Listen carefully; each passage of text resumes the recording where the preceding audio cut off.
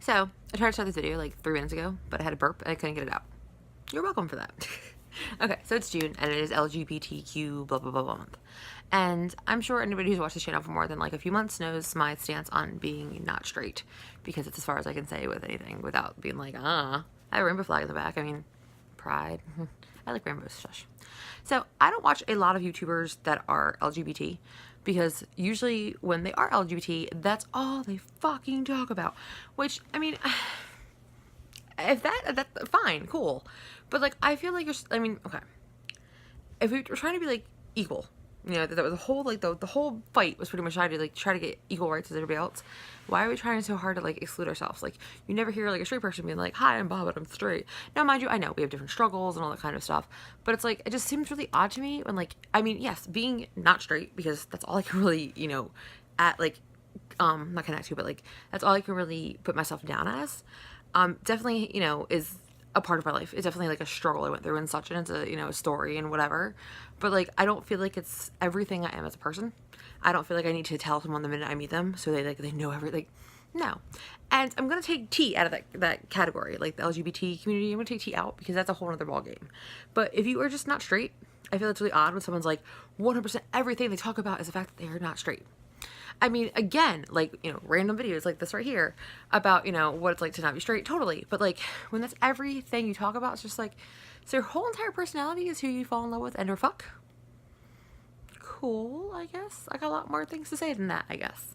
Now, I have been watching someone, like, binge watching her, and I freaking love her, and that is dun, dun, dun, dun, dun, Heartbeat, or Queer, depending on what channel you're watching. She actually is probably one of the only people that sort of agrees with my train of thought on that. I mean, she does talk about a good amount of LGBT things, but not all the time. She talks about other things as well. She shows her girlfriend, but it's not this huge, like, ordeal of it. It's just, hey, this is who I'm dating. And it's just part of her life instead of, like, everything it is. And I love that. But someone I used to watch was someone named Ash Hardell. Fucking loved Ash Hardell. She came out with, like, these 2 poems, and I, like, totally related, because not only am I, I feel like I don't belong in the LGBT community, and that's one of the biggest reasons I don't really pay too much attention to it. Like, yeah, I feel you should have pride in anything you want, I don't have pride in that, because I feel like having pride in being not straight is like having pride in, like, having blue eyes. You didn't really do anything to get it, you know what I mean? Like, have pride in things you've accomplished, And again, I'll explain why T is out of this category in a second. But Ash Hardell used to come out with, like, a lot of poems, and there's 2 poems that I really related to. One was called We Get It, You're Gay, and the other one was You're Not Gay Enough. And you're not gay enough, I've been told that my whole fucking life. I'm always told I'm not gay enough, so I'm just like, relatable. And the other one was like, We Get It, You're Gay. Now, I recently rewatched these videos, because it's been about 3 years since I've watched them. And I recently rewatched them, and the, You're Not Gay Enough one I sort of get, because I'm not fully lesbian, I'm not fully whatever, I refuse to, like, pick a label. I'm told a lot that I'm, like, a tourist, that I don't know what I want, I'm confused, I'm a self-hating lesbian, whatever. And, cool, I'm not gonna, like, fight you on what you want to think, on what you want to call me, like, code me whatever, but like, I don't fucking care. It's not that important. I want to fall in love with whoever the hell I fall in love with at the end, But the one that I used to really like literally it actually made me tear up the first time I saw it, was We Get It, You're Gay. And it literally, she starts saying this poem, and the first thing she's like, this is the poem of being gay. And she's like, you're always being gay, we get it, you're gay. And she goes over, why she talks about being gay all the time. And it's like, one of the things is like, she's forced to deal with her sexuality all the time and blah, because she's a minority and blah, blah, blah.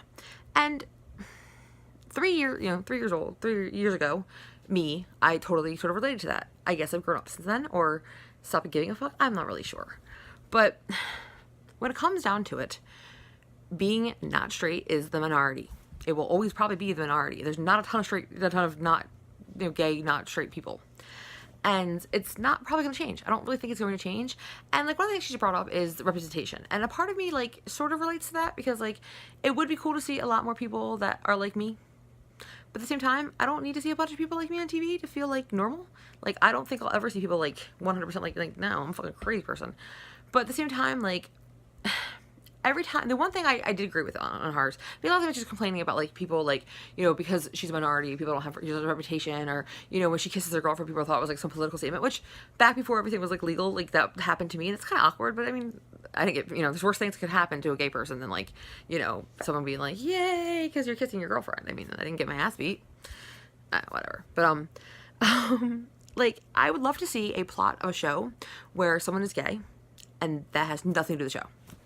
It's just like they have a boyfriend or a girlfriend, it doesn't fucking matter. It's not the plot of the show. They're not going to be a hate crime. They're not going to be discriminated against. Nothing's going to happen. It's just a part of the show. You know, it's a fucking sitcom. They're all friends, and one person just happens to be dating someone of the same sex in the end. That would be equality in my book. Like, that would be like, okay, cool, we're done now. Not done, you know. And it's never going to get a point where we're done. There's always going to be people who don't like it, you know, whatever. But if your life goal is to make everyone accept your lifestyle, well, good luck with life, because it's never going to happen. You need to accept what you want in your life, what you like, and that's all it's ever going to relate. Now, why I keep taking T out of this category, transgender people out of this category, is because that's way different than just fucking the same sex. And I know I'm breaking down my sexuality just fucking, and it's obviously more than that, but it's just an easier way to say it, and, you know, I'm crass. When you are transgender, it's not just a sexuality, it's who you are as a person, you know, and I don't know what it's like to question your gender. I've always been comfortable with my gender, but I do know a lot of people that have dealt with that. I have a lot of friends that are transgender or have questioned their gender or what have you, and that is more than just, you know, who you're with. That is changing a big part of who you are, not changing who you are inside, but changing everything you are outside. So of course, like, you know, that's going to be something you're going to talk about all the time. If it's coming to the point where you're doing surgeries and all this stuff, and, like, you know, coming out to your family that you're totally different gender and all this stuff, because there's still, unfortunately, like, I mean, there's hate for everyone. You know, there's hate for straight people, there's hate for fucking everyone. But when you're transgender, it's still the one, you know, part that is really not accepted compared to gay and lesbian. It's like gay and lesbian is totally accepted for the most part. Depends. I mean, there's always going to be people who don't like it. Bisexuality is not. Bisexuality is greed. Cool, thanks. I'm not really worried about it. You know, it's like, you can think what you want on that. It's either greed, or I'm not really part of it, or I'm lying, or a tourist. It's just like, I got way more things to worry about than, like, someone being like, you're a tourist. It's like, I'll go tell my wife that. But with trans people, depending on what, like, I guess, sector of group of people that you're around, sometimes it's 100% accepted, and sometimes it is not at all. And that's why most people who are, you know, a good amount of people that are homeless are transgender, or a lot of people that get kicked out of their house are usually because of transgender, you know. And these are the people that we need to be focusing all this energy that we are, like, focusing on stupid things like, you know, I'm non-binary and my mom won't say they to me, like that. I guess that's hurtful. I'm sure that's totally hurtful. But why don't we worry about the people who, like, you know, get murdered and missing and get beat up constantly because they are, you know, a male to female transgender person, they can't afford surgery yet, and they can't really pass yet, but they keep getting their ass beat in their neighborhood because, you know, they look like a queer. You know, let's put this energy into something else, you know. And, like, I know I come off like kind of like bitter, I guess, or something. I don't know. I just, maybe it's because I'm old. It's probably because I'm old. But, like, I remember a time of, like, you know, people losing their jobs and it being acceptable, and people thinking every gay person had AIDS, and people like, you know, Matthew Shepard, who got fucking tied to a goddamn fucking fence, and, you know, like, because they were just gay. And now I'm not saying for a single second that things don't happen, that people don't get beat up for being gay and what have you, but I wish everyone could step back for, like, a few seconds and be like, okay, we got it a little better than we did. We have at least basic human rights. You know, you're allowed to marry whoever you want now. Cool. You know, let's go work for the people who are really fucking struggling. Let's go talk about the people that live in fucking Iraq who are getting fucking thrown off the buildings because they're not gay, because they're not straight. You know, like, if you believe that it is not a choice, because it's not a choice, I spent a way too much of my time trying to fight it. It is not a choice. If you believe that, then why are we not helping the people who actually need our help? Why are we sitting here whining about such fucking minute details of life when we could actually worry about the people who really need our fucking help? And I actually saw, like, this was, like, the reason I even made this video. I saw a post on good old fucking Twitter, which is why I don't really go on Twitter. I saw a post on Twitter, and somebody wrote this whole, like, list of people who are allowed to go to Pride. And it was like, you know, this person can, this person, but if you're straight, you can't go. And I'm like, and if you're a cop, you can't go. And I was like, you know, there's gay cops, right? And I know that, you know, the Stonewall riots was a thing, you know, a riot which was against police brutality, and that's sort of how Pride became, and, like, you know, you learn your history, we get that. But that was 1969. It's not 1969 anymore. And yes, there are asshole cops, there are asshole everybody. But if anybody wants to be a goddamn ally, let them. The only thing that makes you not be able to go to Pride is being a fucking homophobe. The end. The whole fucking fight was supposed to be about equality and being seen as an equal. And now we're being exactly the people that we were fighting against. You know, we spent this whole time trying to be, like, seen as a normal, equal person. And now we're like, well, you can't be part of a club, and you can't be part of a club, and you can't be part of a club. And I actually said something about that, like, how ridiculous it was to try to say, like, if you're straight, you can't go. Like, well, yeah, I mean, I don't care. If you're an ally, you can fucking go. If you're anything besides a fucking homophobe, cool, come to Pride. You know, whatever, right? Come celebrate us being sort of equal. Cool. And what was I told? When I was told this, I was like, you just proved my point. The person who wrote the post was like, well, I don't believe you're part of the LGBT. You don't think like I do, so you're not part of my club. I was like, thank you for proving my point. You don't think like I do, so you're not part of my club. okay, because you know what? It's not that big to me.